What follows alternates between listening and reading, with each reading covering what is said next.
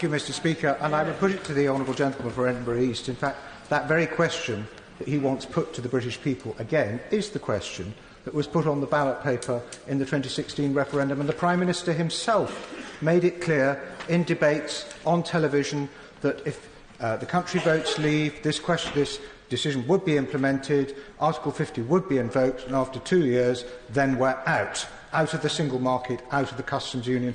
That is what he said. So I don't see any necessity to run the thing again. I merely rise, Mr. Speaker, on the occasion of this debate to observe that what some people, including yourself, call a constitutional outrage, and it's a little novel for the Speaker to enter into the debate quite so openly in that way, but there we are. That's another novelty taking place in our Constitution. Other people refer to as a perfectly normal decision. Well, of course, in truth, it is neither, but this controversy does reflect the evolving and changing nature of the relationship between Parliament, government and people. That is a permanent evolution in our constituency, and I would say there are two measures in particular that have led to a very substantial sea change in the relationship between Parliament and government. The first is the Fixed Term Parliaments Act, which was sold to perhaps a rather unsuspecting House as a means of limiting executive power. But in the event of a statutory no-confidence vote, the Act is silent on what happens afterwards, except for the 14-day period.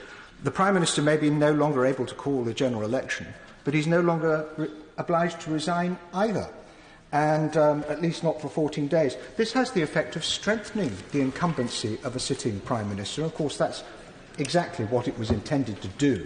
It was intended to cement the coalition in place. But that has given us a position where the House is left with the option to wound rather than to kill governments.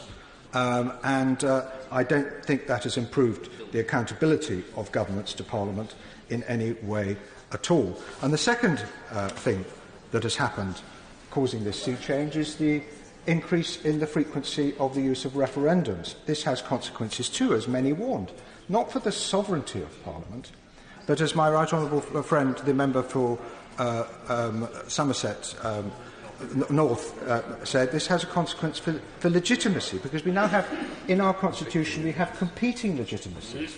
And what we are hearing is a very bitter dispute about whether the representative nature of our democracy is a superior legitimacy to the direct... I'm not giving way. OK, well, I will give way.